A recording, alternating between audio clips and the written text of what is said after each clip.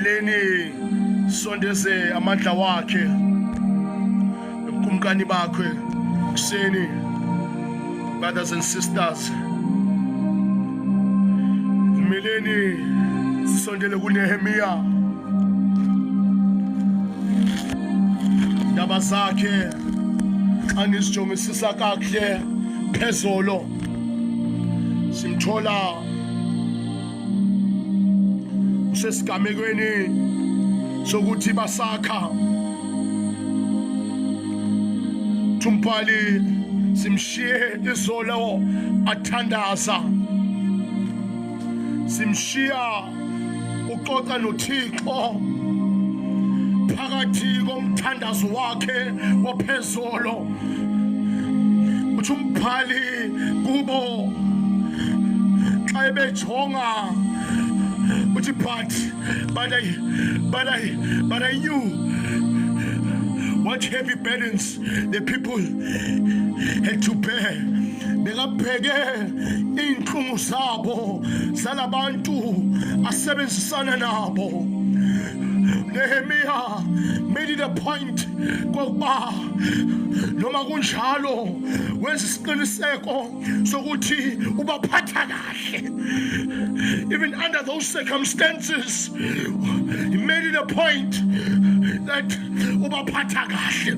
Simshiya izolo ukhuluma noThixo uthi kuThixo, I pray, oh God, remember to my credit everything I've done for the people.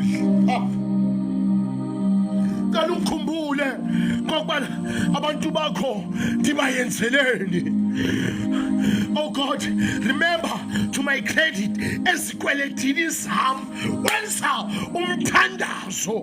Uthi God, ezikweletini zami khumbula ngoba abantu bantwana bakho ndibayenzeleni. Isolo simthola uxoxa loyo mthandazo. Uthi Thixo khumbula ezikweletini zami abantwana bakho ndibayenzeleni. Nami ngiyabala phansi koNehemiya ndithi Thixo, I pray to you, oh God, remember to my credit that what I've done for your people. Oh Thixo, remember ekweletini zami. Oh Thixo, uthandaza loyo mthandazo. Sisondele kuThixo sithandaza loyo mthandazo. Sithi Thixo khumbula ekweletini zami ngoba bayenzele abantwana bakho. Khumbula Thixo, ithi Thixo angakhohlwa ngoba sibayenzele.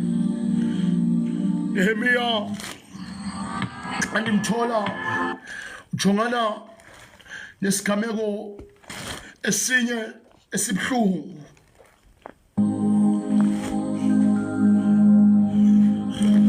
Mthandazo akazi kokuba kusayenzakalani. What's next? Mthandazo kaNehemiya ujonge kuThixo. Khumbula Thixo ngoba abantwana bakho bayenzeleni. Sithola Sanbalati noTobiya noGeshem nabo bonke and the rest of the enemies. And the researcher sebabaningi the enemies wakaNehemiya. Xa uloku wakha baningi abantu abangakuthandi. Sithola aboSanbalati baxoxa sebazwile that they finish building. Oh Thixo, your wall has been rebuilt. They've heard that the building, the wall has been finished. Bakile sebaqedile because the devil doesn't like the finishers.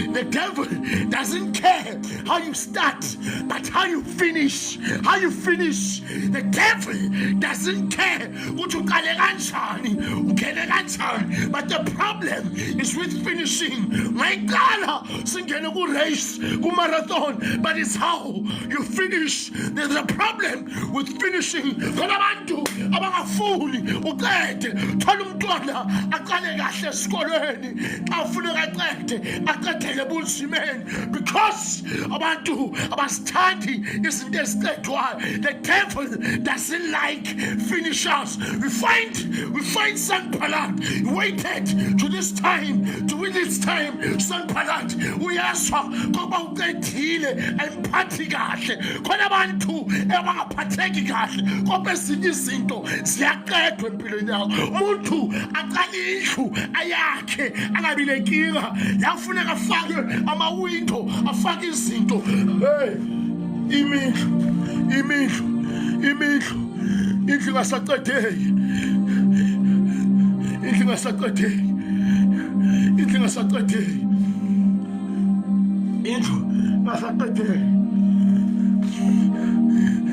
Sanballat noGesheme bathumela umlayezo, ngoba into abayaziyo abanye bazawuthumela imilayezo.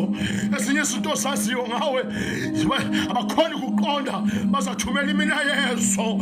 Sanballat thumela umlayezo, sondela umlayezo kuNehemiya, uthi le message, uthi ngifuna ukuhlangana nawe, suggesting that I meet with you. Uthi umbhali ufuna ukuhlangana naye. Xa sijonge emphomeni, sending a message uthi ngifuna ukuhlangana naye, suggesting that I meet with him. I wonke ama-message have good intentions. Not all the messages that you receive have good intentions with you. Abanye abantu they'll send messages ngoba bafuna ukuhlangana nawe kanti bafuna ukuqedelela. Khona abanye ama-messages ngafuneka ukuba nakhe. Sithola le message uthi umbhali uNehemiya isondeze le message. Kukhona abantu abasathi bafuna ukukubona kanti bafuna ukuzokubulala. Khona abantu abazakusondeza bathi please Bosh, can I meet with you? Kanti umuntu, it is just a monitoring spirit. He wants to hear your plans. No, not all messages have good intentions. Nehemiya is receiving this message at this present moment. This was one of the tricks. This was one of the tricks that they tried to harm me. Hey, this is one of the tricks that they tried to harm you. Umuntu kafuna yakusondeza ube comfortable kanti uzakubulala. Ifawudikholwa busa uSamson bamfudumeza ezinkubeni, bamfudumeza. When someone wants you, will make you so comfortable. Cabanga kokho yakuthanda kanti akakuthandi. Hey, come on. Cabanga kokho yakuthanda kanti akakuthandi. This was one of the tricks. There are tricks when you're trying to build. There are tricks when you're trying to build. There will always be tricks when you're trying to build. Sanballat, we are feeling umlayezo. I want you to stay away from people who are trying to harm you. Stay away from those people. Sometimes uNkulunkulu uyakutshela sisibonza ukuthi man lona kusumuntu alright, but wena ngoba uyafoster ufuna ukulima. Sometimes the spirit of discernment sifike kuwe usiphikise.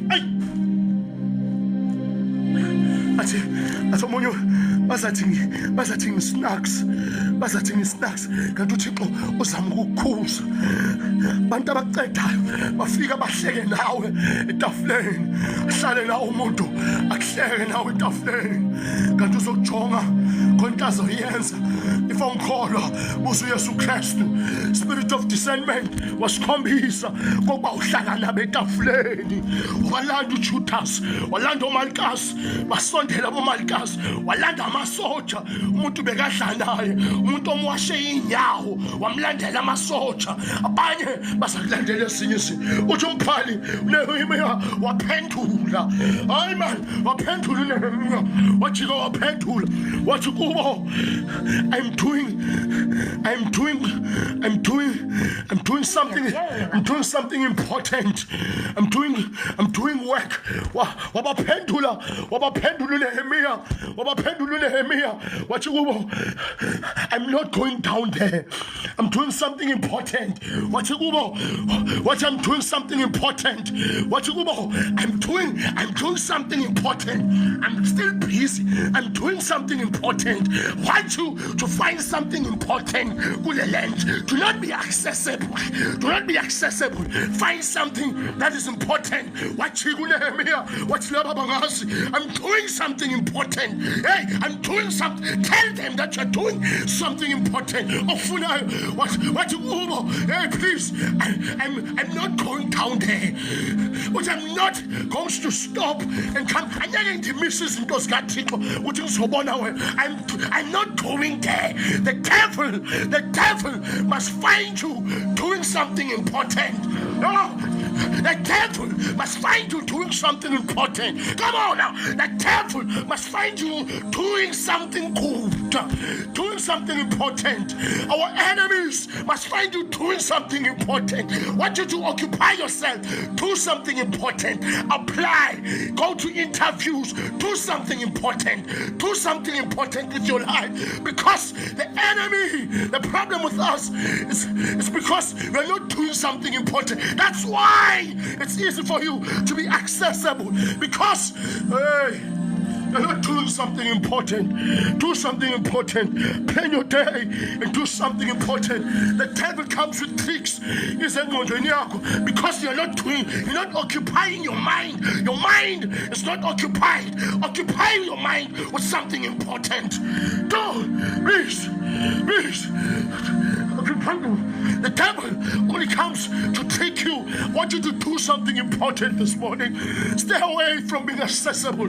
Please do something important. What you Nehemiya? What mangabaphendula? Anyeke ngiyeke lento engiyenzayo ngizobona wena. Come on. What you go? Anyeke what you go? I'm not going to let the work just stop and go and see you. Anyeke lento engiyenzayo uthi ngizobona wena. Khona abantu abafuna ukuthi bazwe lawo magama empilweni yakho. The problem, you're too lenient to others. You have never set boundaries. You need to set boundaries. The people, the Christian people, you became a playground to others. But Nehemiya is showing a character of boldness. I'm not going to go there. The problem with us, you are lenient. You became a playground to others. Come on. Muntu khuluma noma ngabe yini nawe. Sanbalati. Ngathi uzawukhuluma noma yini ngaye. Ngathi uzangibona manje. Wahala uNehemiya. Wathi asoze ubone lo. Thumpali bamthumela lemilayezo 4 times. 4 times bamthumela umlayezo. Come on. 4 times. The people of darkness will never rest. They will never rest. The people of darkness will never rest. Will never rest. God is still planning. The people of darkness will never rest. 4 times they're sending the same message. All do the same, sending the same message. 4 times they sent a message to him. The 5th time they feel a message. Hi. Sanbalati wathi lo yangidelela wathumela umuntu. Wathi Sanbalati lo angiva kahle wathumela umuntu. Ngoba when you're not getting the message bazathumela izinto kuwe. Come on. nehemiya bazawuthumela izinto, wathumela umuntu. Siphila nabantu unganathabana baza kuthumela izinto, bamthumela umuntu. Siphila nabantu abathumela abanye abantu. How many people are 6 feet underground because bamthumela abantu? Sithola uNehemiya bamthumela umuntu. Siphila nabantu abasithumela ngabantu. Come on, siphila nabantu abathumela izinto. Siphila nathumela umuntu. The 5th time bathumela umuntu. People of darkness, they will never stop until baqede ngawe. Lo muntu makafika uNehemiya afike lo muntu uthi uthi kuye Geshem, iletha ifika kuye amfundela yona. Uthi wena Nehemiya, uGeshem ungitshela ukuthi wena ufuna ukuzenza inkosi. Come on, you want to make yourself king. That is why you are building these walls. Come on. Njoba ufuna ipromotion kangaka, ufuna ukuzenza ngcono, yafika uGeshem uthi Bosh, njoba ufuna le promotion kangaka, ngizwe bathi ufuna ukuzenza ngcono. Njoba ufuna le position kangaka, ngizwe bathi ufuna ukuzenza ngcono. Geshem uyafika kuNehemiya usho kanjalo uthi kuye, ngizwile bathi ufuna ukuzenza inkosi. You want to make yourself king. That is why you are rebuilding these walls. But that's why ufuna ukuzenza ngcono. Xa ufuna le position, xa ufuna lo msebenzi, ufuna ukuzenza ngcono. Come on, your enemy will try so hard to speak ill of you. Khona abantu abazawuzama. uNehemiya, we understand the spirit of discernment because you are praying akalwi nenyama, ulwa ngomoya. So uThixo umfikela ngomoya. We understand the enemies will try so hard to speak. Balingcolise igama lakho, balithathe, balingcolise, balithathe, balisuse, balithathe, balibekelena. Xa sawuvala le ntaba, go well, your world has been rebuilt. Uthi uNehemiya, they will speak ill of you. Do not fall for it. Do not fall for it. Stick to the prize. Do not fall for it. Nehemiya is not falling for it.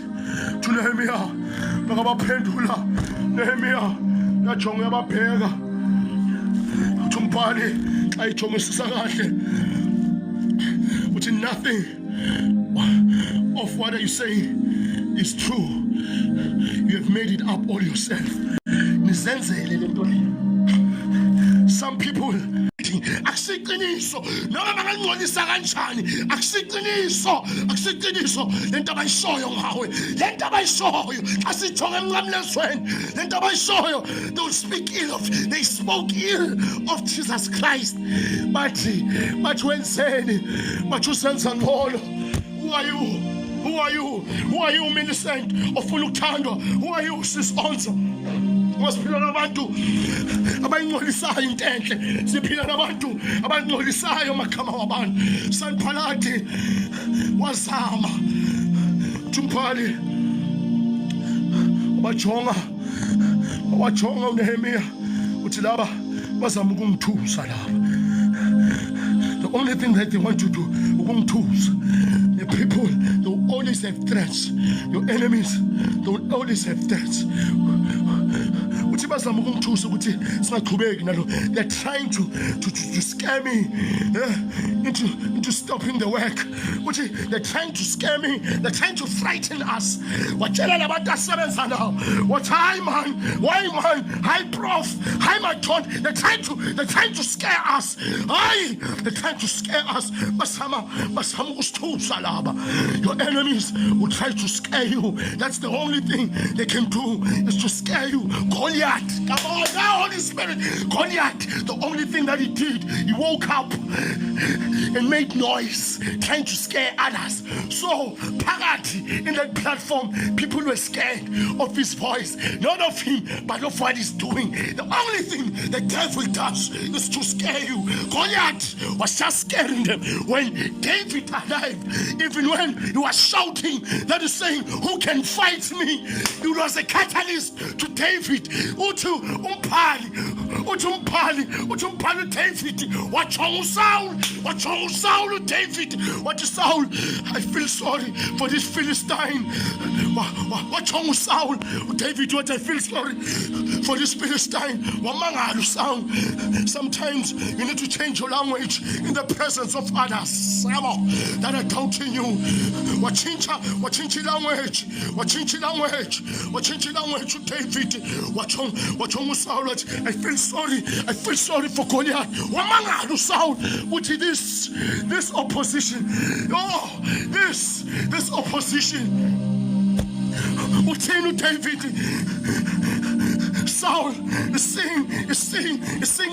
seeing Goliath as an opposition, but David is seeing Goliath as an opportunity. Oh, Nehemiah is seeing Sanballat as an opportunity. God places these enemies to be opportunities of being step ladders to our destination. Which in David, the spirit of discernment. What to David, what to Saul, khuluma ngani lo muntu, khuluma wasukubulala, wathi thathana zimpahla. Wathi akusezami to Saul, to Nehemiah, but now wajika wabakhuza wathi wathandaza kuThixo, wathi kuye, the only thing I call you find Nehemiah.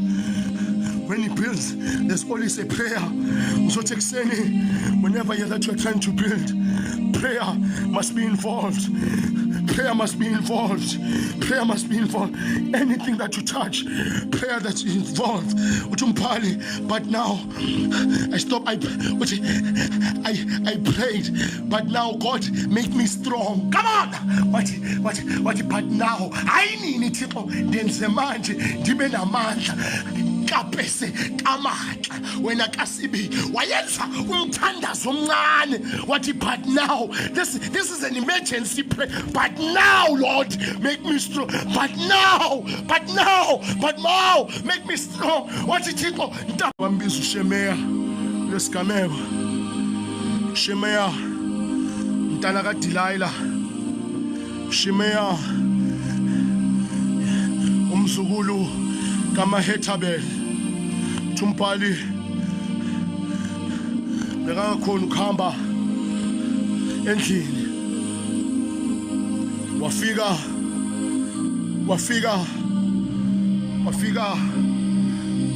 kuNehemiya, wafika Shemeya kuNehemiya, wathi kuye, Nehemiya, ngicela usifihle, I want you to walk with me. Holy Spirit. Uthi Nehemiya, ngicela usifihle. Shemeya, uthi kuye, please, bazoza bazokubulala. Nehemiya, Shemeya, wathi ngicela usifihle. Abanye abantu abasondele eduze kwakho, do not take others' instruction. Do not take others' instruction. After Shemeya doesn't understand that Nehemiah is from praying, asking for strength. So mekahlangana naye ubuye emthandazweni. Khona abantu abazalwa nawe bazama ukukuthika kanti ubuye emthandazweni. Sithola uNehemiah ubuye emthandazweni. uShemeya ufika kuye uzomtshela uthi bazoza bazama, please hamusifihla. Uthi please come, go and lock yourself up. Wathi kuNehemiya, But I'm not the kind of type. I'm not the kind of type that runs and hides. I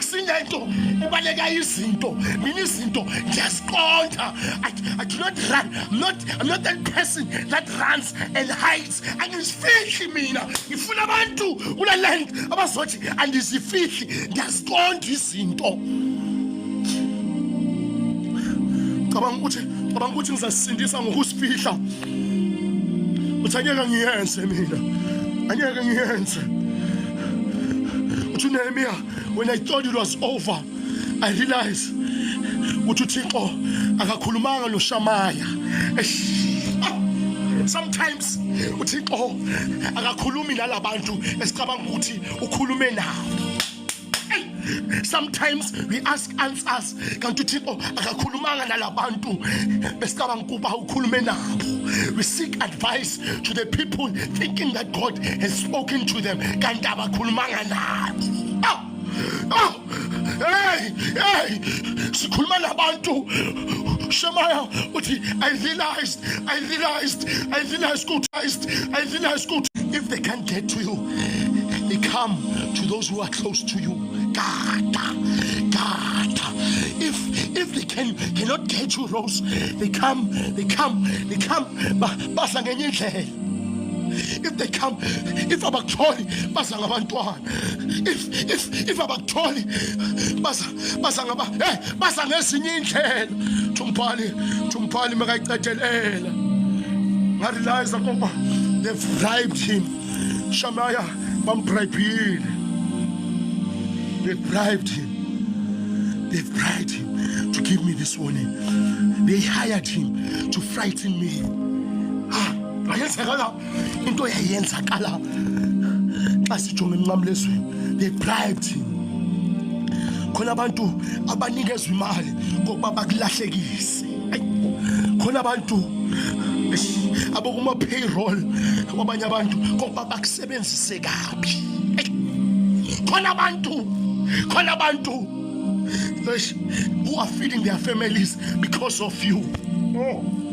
Khona abantu abazwanayo abangabangani abathandanayo manje ngenxa yakho. Shemaiah bafika kuye. Khona abantu who are best friends baphuzitiya bonke enhle ngegama lakho because sizonda yena. They hired this person to frighten. There are people who are sent to frighten you. But xa usemthandazweni uyazibona zonke lezinto ngoba umthandazo uvula amehlo omoya hayi wenyama. The problem xa uThixo ekhombisa ezinye izinto, you don't have to react. You need to continue praying. Xa uThixo ekhombisa laba bantu, ekhombisa ukuthi na umuntu so wenza into eso, you pray.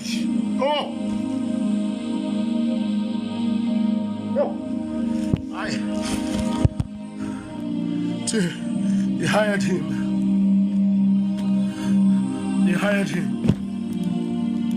Tumpali, I pray to God. I pray to God. Watigubo. Remember what Tobiah and Sanballat had done.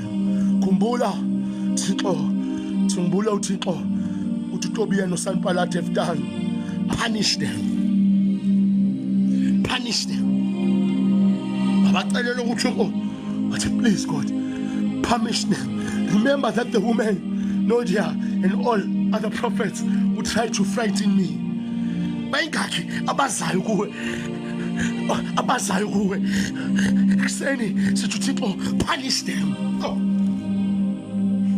Abasanballat bakho, Uthixo akabapunishi. Wajika uNehemiah xa zoqedelela wathi punish them. God must punish them. Wathi please bangisebenzisa punish them. I can't punish them. Uthi said vengeance is yours. Punish them. Say anything, punish them. Wathi punish them. Wathi laba punish them. God just punish them.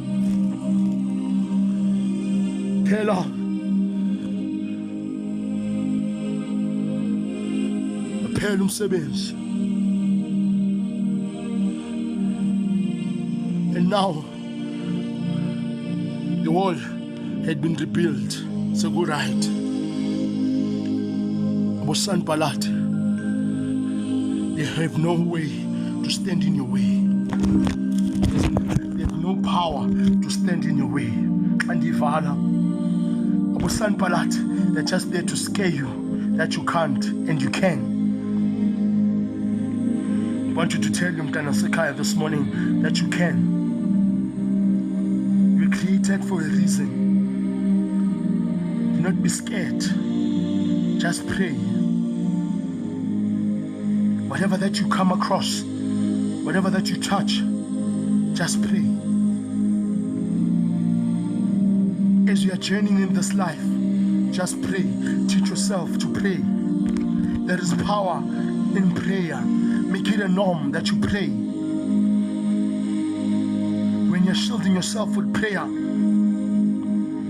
there are things that are happening.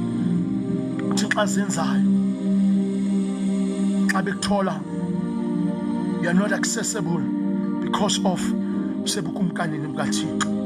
just pray. Just pray. Always pray. Go well. I want you to go well. Walk tall. Face them. Go well. Your wall has been rebuilt. Your wall has been rebuilt. Your dignity has been rebuilt. Your confidence has been rebuilt. Even when we struggle on my network, but the network now has been rebuilt. Come on now. Thixo akhusele asondeze umoya wakho ingcwele. Siyabonga umoya kokuba ukhulumile nathi. Thixo sengathi angahlala khuluma nathi njalo. Our walls have been rebuilt. No one can touch the anointed one. No one has the power to you ukuthi be accessible. Even the devil tries tricks to get, so you make it accessible into your mind. When you are worrying, you are accessible to the devil. You have placed your power into your worries. You have placed your power into people of what they say about you.